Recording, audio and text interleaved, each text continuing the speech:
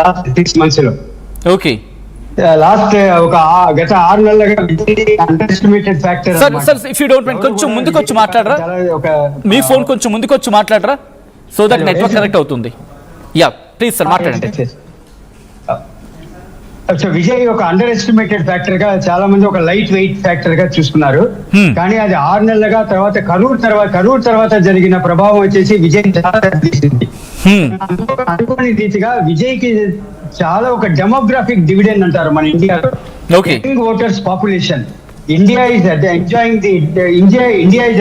Demographic reflection అని చెప్పి కూడా మన ఆంధ్రప్రదేశ్ లో చంద్రబాబు నాయుడు ఎప్పుడు కూడా చెప్తా ఉంటారు. ఆ యంగ్ ఓటర్స్ యొక్క రిఫ్లెక్షన్ ఉంది, డెమోగ్రాఫిక్ అడ్వాంటేజ్. ఆ డెమోగ్రాఫిక్ అడ్వాంటేజ్ చూసిన first election in Tamil Nadu only ఇప్పుడు జరుగుతున్న 2026 అసెంబ్లీ ఎలక్షన్స్. ఎందుకంటే నేను 7-8 ఎలక్షన్స్ నేను అసెంబ్లీ ఎలక్షన్స్ తమిళనాడులో చూశాను. కానీ ఇంతలాగా ఒక యువత మహిళలు చేసిన ఒక ప్రభావితమైన ఎన్నికలు ఈ రోజు దాకా నేను ఎప్పుడు చూసింది లేదు. ఆ టర్న్అవుట్ కానీ ఆ speed turnout is totally different. So దానివల్ల విజయ్ కి చాలా అడ్వాంటేజ్. అంటే sorry for the interruption Shastri గారు చెప్పినట్టుగా ఒక శాస్త్రి గారు, బట్ వచ్చే డౌట్ ఏంటంటే ఈ పడిన ఓటింగ్ అంటే మీరు అన్నట్టుగా ఇటు యువత కావచ్చు లేకపోతే మహిళలు కావచ్చు పెద్ద ఎత్తున వెళ్ళారు అంటే ఇది డిఎంకే వైపు అని ఎందుకు అనుకోకూడదు? డిఎంకే డబ్బులు ప్రభావితం చాలా బాగా చేసింది sir. Last 15 days of the elections అంటే ఏప్రిల్ 23వ తారీఖు ఎలక్షన్ జరిగితే ఏప్రిల్ 15వ తారీఖు డబ్బులు పంచడం మొదలు పెట్టారు. సో ఒక్కొక్క ఓటుకి 1,500 రూపాయలు ఇచ్చారనమాట. అంటే ఒక ఇంటికి ఆల్మోస్ట్ ఒక 5,000-6,000 రూపాయలు ఒక్కొక్క ఇంటికి ఇచ్చారు. అది కూడా పర్టికులర్ గా 20-21వ తారీఖు ఇక్కడ జరిగింది. అది టోటల్ గా అందరికీ తెలుసు, అన్ని పార్టీల వాళ్ళకి తెలుసు అనమాట. సో ఆ డబ్బులు ప్రభావితం అనేది డబ్బులు పంచడం జరిగింది. కానీ డబ్బులు తీసుకున్న వాళ్ళు ఓట్లు వేసారా అనేది ఇప్పుడు అక్కడ క్వశ్చన్ మార్క్. సో ఇప్పుడు మీరు చెప్పిన ఈ చాణక్య సర్వే ఇవన్నీ కూడా ఆ ఫ్యాక్టర్ లో వస్తాయి. సో డబ్బులు తీసుకున్న వాళ్ళు డబ్బులు తీసుకున్నారు కానీ డీఎంకే ఓట్ వేయలేదు, డబ్బులు తీసుకున్న వాళ్ళు టీవీకే ఓట్ వేశారు అనేది ఒక important factor which has to be considered.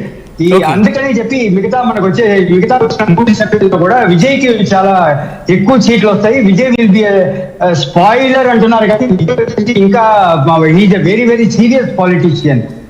ఇప్పుడు last from the 20th of April he has shown his capacity to the voters of the Tamil Nadu that he is a much more serious politician అనేది ప్రభావితమైంది sir ఈ ఎన్నికల్లో. Okay, అంటే TVK factor చెప్పండి. డబ్బు తీసుకున్న వాళ్ళు DMK ఒక vote వేయలేదని చెప్పేది ఫీల్డ్ రిపోర్ట్. ఓకే, బట్ అంటే ఇక్కడ సింగిల్ లార్జెస్ట్ పార్టీకి వచ్చే అవకాశం ఉందా శాస్త్రి గారు, లేకపోతే ఏకంగా అధికారాన్ని చేజిక్కించుకునే అవకాశం ఉందా? ఒక్కసారి ఫ్రేమ్ ఇవ్వండి స్క్రీన్ మీద ప్లీజ్. సార్ మళ్ళా శాస్త్రి గారు కొంచెం వెనక్కి యా సరిపోతుంది. ఇలా ఉండండి.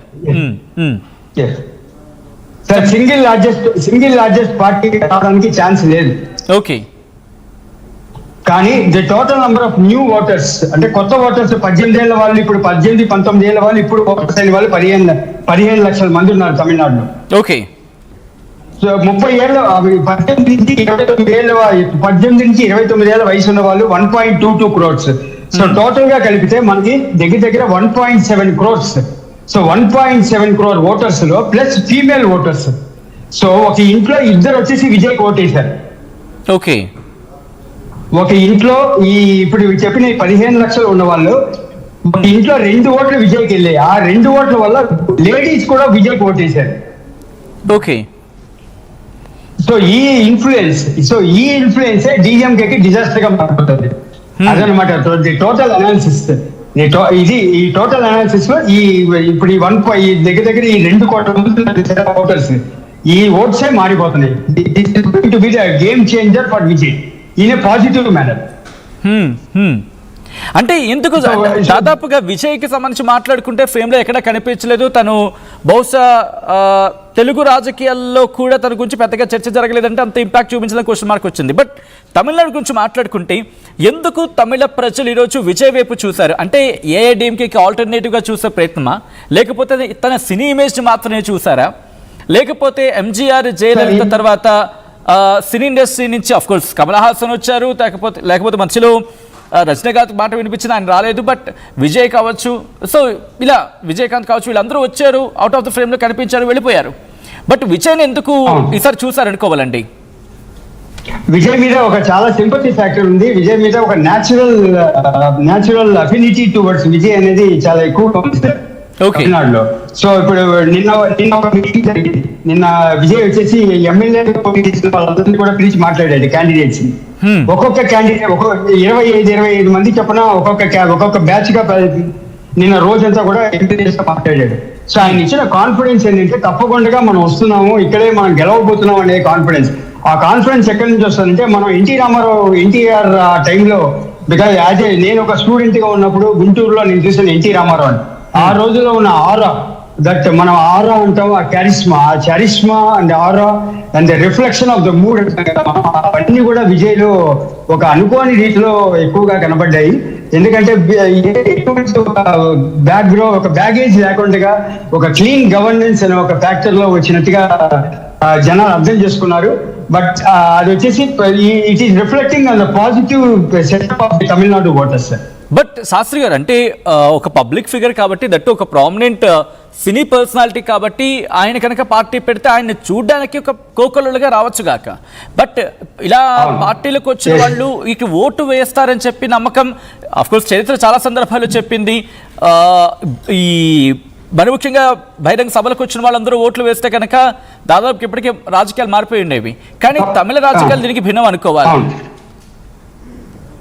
తప్పకుండా అనుకోవాలి సార్. ఎందుకంటే స్టాలిన్ గవర్నమెంట్ లో దగ్గర 15 మంది ఇప్పుడు సిబిఐ అండ్ ఎన్ఫోర్స్మెంట్ డైరెక్టరేట్ కేసులు ఉన్నాయి.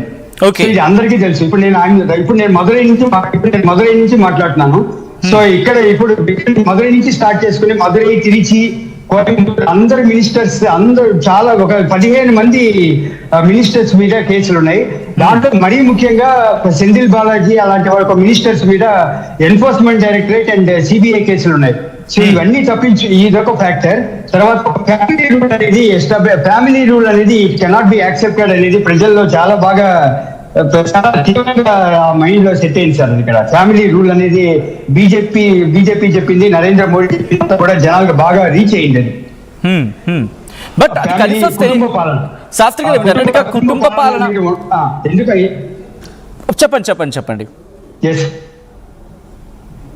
కుటుంబ పాలన అనేది ఎందుకంటే ఉదయనిధి స్టాలిన్ వస్తాడనేది కన్ఫర్మ్డ్, అది ఆల్మోస్ట్ మోరల్లెస్ కన్ఫర్మ్. సో ఎంతో మంది ఒక సీనియర్ లీడర్స్ ఉన్నప్పుడు ఒక ఉదయనిధి స్టాలిన్ వచ్చి సీనియర్స్ అందరినీ డిక్టేట్ చేస్తున్నాడు అనేది ఒక గ్రాస్ రూట్ లెవెల్. ఇప్పుడు నేనుండే ఒక సెమీ అర్బన్ ఒక లొకాలిటీ నుంచి చూసుకుంటే జనాలు అందరూ. సో ఈ ఫ్యాక్టర్ వచ్చేసి ఇది విజయ్ కి చాలా అడ్వాంటేజ్ గా మారింది. తర్వాత ఏడీఎంకేలో వచ్చేసి ఏడీఎంకే ఏ రోజన్నా విజయ్ ఒక ఫ్యూచర్ ఏడీఎంకే ఒక పెద్ద ఛాలెంజ్ అనేది నేను చాలా రోజుల నుంచి నా అనాలిసిస్ ఏంటంటే ఏడీఎంకేకి బిగ్గెస్ట్ ఛాలెంజ్ డిఎంకే కంటే కూడా TVK. Vijay will be taking over the ADMK in future అనేది ఒక very important. This will be my very severe assessment of the political scenario in Tamil Nadu. ఎందుకంటే